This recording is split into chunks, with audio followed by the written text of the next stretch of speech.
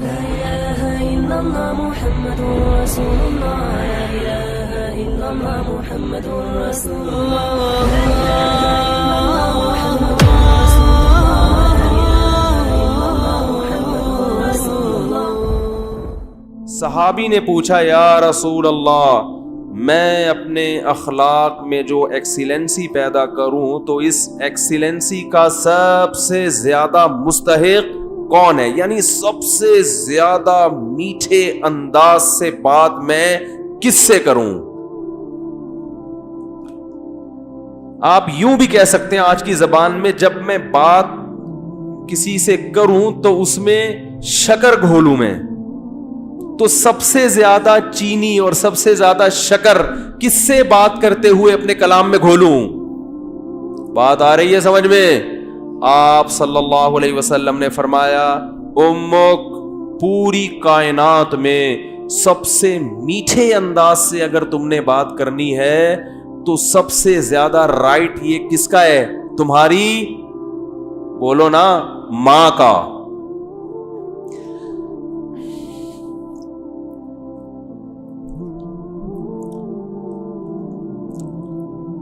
صحابی نے عرض کیا یا رسول اللہ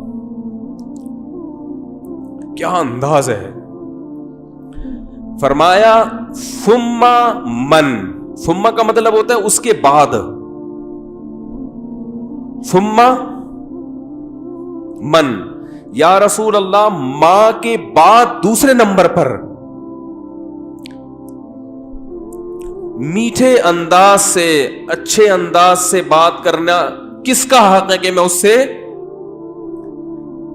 اچھے انداز سے بات کروں؟ ماں کے بعد, ماں کا تو پتہ چل گیا, دوسرے نمبر پہ جو میں سب سے بہترین اور مٹھاس کے ساتھ بات کرنی ہے, اخلاق میں ایکسیلنسی پیدا کرنی ہے, ماں کے بعد دوسرے نمبر پہ کون ہے وہ؟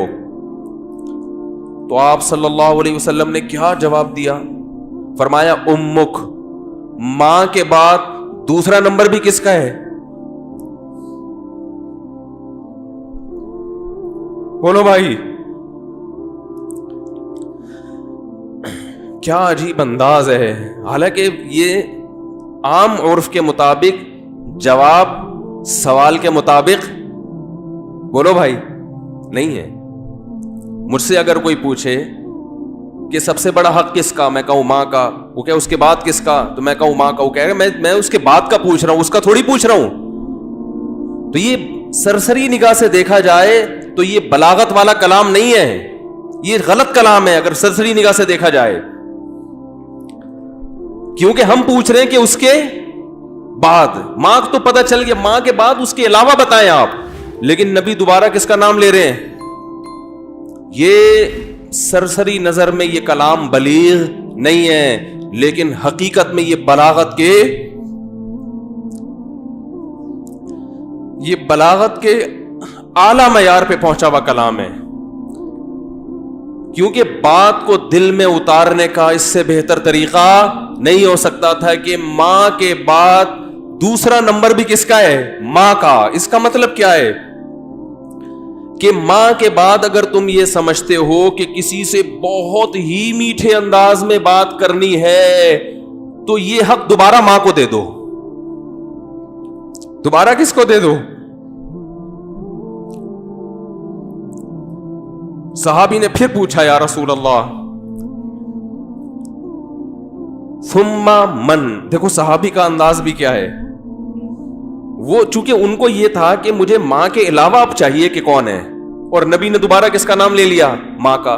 لہذا صحابی نے پھر اپنے سوال کو ریپیٹ کیا, کیونکہ وہ یہ سمجھتے تھے کہ مجھے میرے سوال کا جواب نہیں ملا. تو انہوں نے تیسری دفعہ پوچھا یا رسول اللہ ثم من, یا رسول اللہ تیسرے نمبر پہ کون ہے؟ تو آپ صلی اللہ علیہ وسلم نے فرمایا امک. تیسرے پہ بھی کون ہے؟ بولو بھائی. یہ ہے ویمن رائٹس. یہ کیا ہے؟ یہ جو بے شرم لوگ حقوق نسواں اور عورتوں کے حقوق کے نام پہ الو بنا رہے ہیں نا, ان کی باتوں میں مت آیا کرو. ان کا مقصد صرف عورت کو کپڑوں سے آزاد کرنا ہے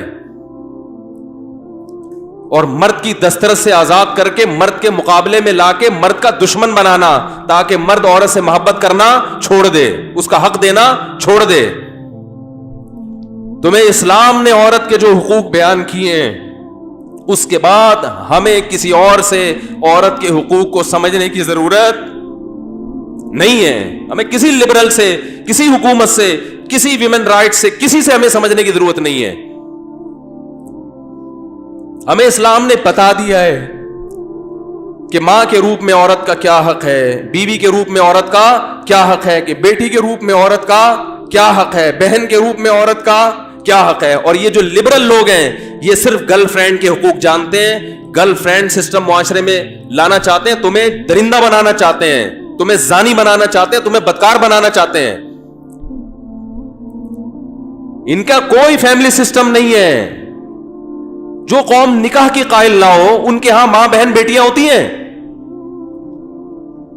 ماں بہن بیٹی, بھابھی چچی, خالہ ممانی, مامی پھپھی, یہ رشتے تو شادی بیاہ کے نتیجے میں وجود میں آتے ہیں. اولاد ہوتی ہے تو یہ رشتے وجود میں آتے ہیں. پھر ان رشتوں کا پاس رکھنے کا حکم دیا گیا ہے. جن قوموں میں ہر رشتے ہی نہیں ہے تم ان سے سیکھ رہے ہو کہ عورت کے حقوق ہمیں بتاؤ. تو آپ صلی اللہ علیہ وسلم نے کیا فرمایا؟ تیسرے نمبر پہ کس کا حق ہے؟ بولو بھائی, ماں کا. پھر صحابی نے پوچھا ثم من. اس کے صحابی بھی پوچھتے جا رہے ہیں, دیکھو رک نہیں رہے, کیونکہ ان کے سوال کا جواب مل نہیں رہا کہ یا رسول اللہ آپ ماں کا تذکرہ ختم کریں گے تو پتہ چلے گا کہ ماں کے بعد کس کا حق ہے. تو آپ صلی اللہ علیہ وسلم نے ارشاد فرمایا ثم ابوک. چوتھے نمبر پہ کون ہے؟ باپ. پوری کائنات میں اگر آپ کسی سے نرم انداز سے بات کرتے ہیں, میٹھے لب و لہجے میں بات کرتے ہیں, بہت سے لوگ ہیں جن سے آپ بہت نرم انداز میں بات کرتے ہیں. اپنے باس سے آپ سر کہہ کے بات کرتے ہیں کہ نہیں کرتے؟ کبھی آپ نے دیکھا کہ اس نے تھوڑا سا سختی کی ہو, آپ نے آنکھیں ماتھے پہ رکھ لی ہوں؟ کبھی دیکھا آپ نے؟ ہے بھائی, ایک فوجی اپنے آفیسر کے سامنے کیسے بات کرتا ہے؟ آپ نے دیکھا کبھی وہ ابے تبے سے بات کر رہا ہو؟ ہیں میں کسی کی نہیں سنتا, میری اپنا لائف اسٹائل ہے, سر مجھے زیادہ آرڈر نہ دیا کرو. کبھی دیکھا آپ نے ایسے اسٹائل میں بات کر رہا ہو؟ سر یہ جو آپ ہر وقت کی نصیحتیں کرتے ہیں مجھے سمجھ میں نہیں آتی. آفیسرز کر رہے ہوتے ہیں نا فوج میں, چونکہ زیادہ احترام ہے اس لیے میں ان کی مثال دے رہا ہوں. ایک بریگیڈیئر آیا اور ایک عام فوجی کو سمجھا رہا ہے کہ یہ کیا کرو, یہ کیا کرو. وہ جواب میں کبھی دیکھا کہ سر یہ زیادہ نصیحتیں مجھے اچھی, بولو نا سر مجھے نہیں اچھی لگتی ہیں زیادہ ہر وقت کی نصیحتیں. حالانکہ وہ آفیسر اس کو تنخواہ نہیں دے رہا, تنخواہ اس کو گورنمنٹ دے رہی ہے. اس آفیسر کے اس پر احسانات نہیں ہے, صرف ایک ڈسپلن کو برقرار رکھنے کے لیے آرڈر دیا ہے کہ تمیز سے بات کرو.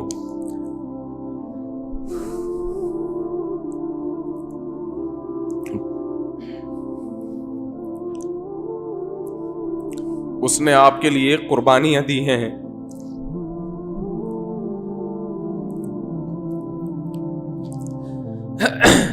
وہ آپ کے لیے لوگوں سے لڑا ہے. لڑتے ہیں کہ نہیں لڑتے؟ بھائی میرے بیٹے کو گالی دی کیوں تو نے؟ وہ یہ چاہتا ہے کہ آپ اس سے بھی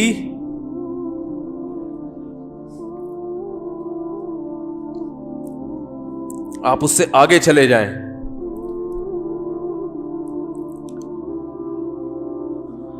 آپ کی ماں نے جو آپ کو بچپن میں محبت سے پالا عزت کے ساتھ, تو ماں کو یہ شیلٹر کس نے دیا ہے بھائی؟ باپ نے. باپ اگر نہ شیلٹر دیتا وہ اتنی محبت کے ساتھ نہیں پالتی.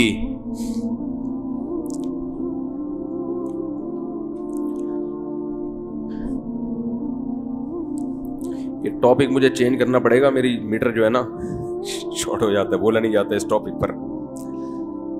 خیر, ہم اپنا جو موضوع لے کے چلے تھے اسی کو کرتے ہیں. تو دیکھو آپ صلی اللہ علیہ وسلم نے کیا فرمایا کہ چوتھے نمبر پہ سب سے زیادہ حق کس کا ہے؟ بولو بھائی, باپ کا. اور اس کی علماء نے ایک حکمت یہ بھی بیان کی ہے کہ باپ چونکہ مرد ہے نا تو اس میں برداشت کی قوت ہے. ماں میں برداشت نہیں ہوتی, اس سے بدتمیزی کرو گے بیچاری روتی رہے گی, باپ کھینچ کے 2 تھپڑ ایسا ہی ہے نا, باپ سے زیادہ نہیں اور لگا دے گا 2-4 کی. ماں بیچاری کڑتی رہتی ہے بیٹھ کے.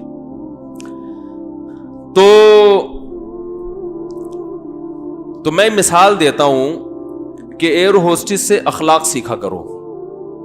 جس اسٹائل میں ایئر ہوسٹس آپ سے بات کر رہی ہے تو جب ماں سے بات کرو نا تو اس اسٹائل میں 3 چمچ چینی, 3 چمچ حدیث میں 3 گنا ہے نا, تو جتنی چینی آپ اپنے باس سے بات کرتے ہوئے اپنے کلام میں ملاتے ہو, اپنی ماں سے بات کرتے ہوئے 2 چمچ اس میں اضافی ڈال لیا کرو, تو ٹوٹل کتنے ہو جائیں گے؟ 3 چمچ ہو جائیں گے. اتنا میٹھا کلام ہونا چاہیے کس سے بات کرتے ہوئے؟